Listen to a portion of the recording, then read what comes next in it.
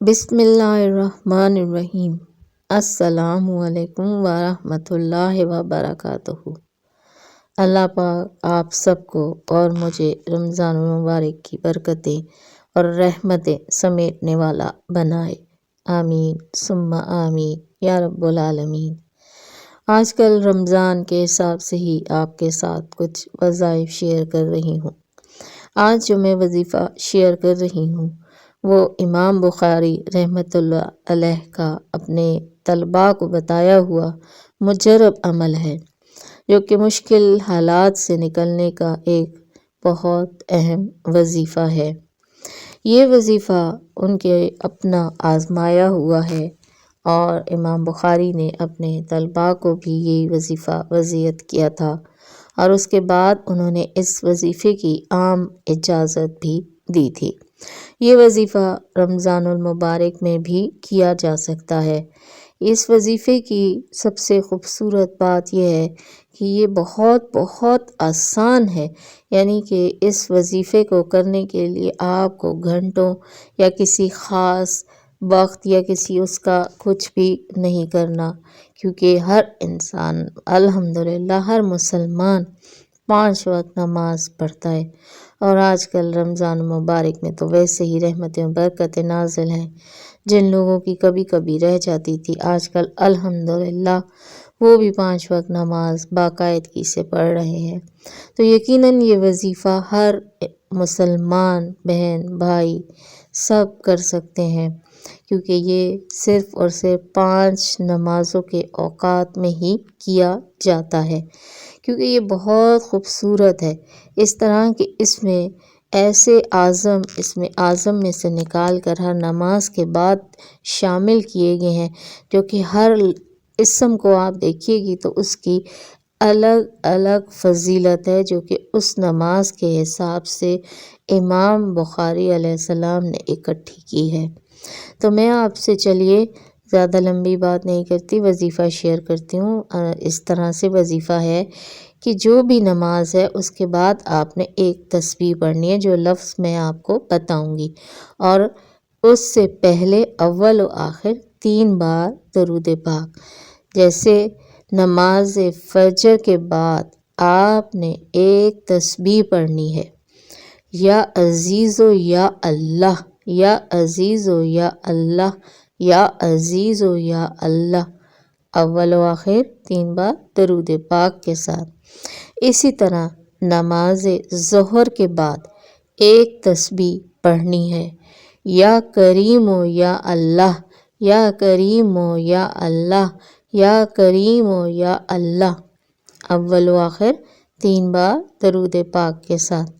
اور نماز عصر کے بعد یہ والی تسبیح، پوری تسبیح 100 مرتبہ یعنی پڑھنا ہے، یا جبارو یا اللہ، یا جبارو یا اللہ، یا جبارو یا اللہ، اول و آخر 3 بار درود پاک کے ساتھ۔ اب چلتے ہیں نماز مغرب کی طرف، اور نماز مغرب میں 100 مرتبہ کیا پڑھنا ہے؟ یا ستارو یا اللہ، یا ستارو یا اللہ، یا ستارو یا اللہ، اول و آخر 3 بار درود پاک کے ساتھ۔ اب چلتے ہیں آخری نماز، جو ہے نماز عشاء۔ یقیناً آج کل تراویحیں بھی پڑھی جاتی ہیں، تو آپ اس کو کسی تراویح کے وقت بھی اس کے بعد بھی یہ تسبیح پڑھ سکتے ہیں، اور عام دنوں میں نماز عشاء کے بعد کیا تسبیح ہے، 100 مرتبہ کیا پڑھنا ہے؟ یا غفارو یا اللہ، یا غفارو یا اللہ، یا غفارو یا اللہ، اول و آخر 3 بار درود پاک کے ساتھ۔ دیکھیے میرے پیارے ویورز، تسبیح آپ نے جیسے آج کل بہت میں نے دیکھا ہے، نوٹ کیا ہے، لوگ تسبیح پڑھتے ہیں تو ایسے سپیڈ سے پڑھتے ہیں اور اتنا مشکل کر دیتے ہیں، جیسے یا عزیزو یا اللہ، یا عزیزو یا اللہ، یا غریبو یا اللہ۔ نہیں، پلیز ایسے نہ کیجیے۔ اللہ تعالیٰ کا یہ خوبصورت نام ایسے نہ پکاریے کہ اللہ تعالیٰ کو پسند نہ آئے، اور لوگ کہتے ہیں ہم وظیفہ کرتے ہیں، وظیفہ اثر نہیں کرتا۔ اللہ کے بندو، اللہ کے بندو، اللہ کو کیسے پکارا ہے، کیسے پکارا ہے اللہ کو، پہلے یہ تو سن لو، دیکھ لو، سوچ لو۔ اگر دیکھیے میں نے اللہ نے کہا، بہت میں نے پڑھا کہ ٹھیک ہے 100 بار نہ پڑھو، لیکن اتنا پڑھو جتنا آرام سے، ترتیل سے، آسانی سے، کیونکہ یہ قرآن پاک میں ہی اترا ہے کہ قرآن پاک کو بھی آپ آرام سے، ترتیل سے اور سہولت سے جتنا پڑھ سکتے ہو پڑھو۔ تو یقیناً آپ سوچیں جب آپ تسبیح کرتے ہیں اور تسبیح کو اگر آپ اسپیڈ سے پڑھیں گے تو اللہ عالم کیا ہوگا، وظیفے کا اثر تو کیا ہونا ہے۔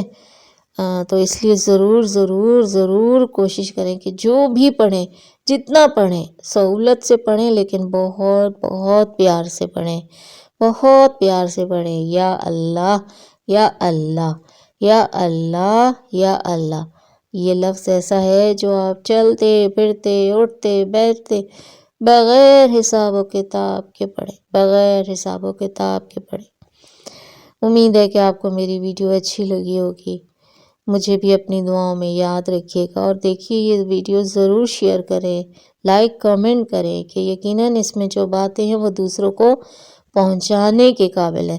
اگر آپ کی وجہ سے، شیئر کی وجہ سے کسی کا بھلا ہو تو یقیناً روز قیامت یہ آپ کے لیے صدقہ جاریہ بھی بن سکتا ہے، اور یقیناً ہر کوئی اس ٹائم ایسے ثواب کی امید لگائے بیٹھا ہوگا کہ کہیں سے مل جائے اور میرا نیکیوں کا پلڑا بھاری ہو جائے۔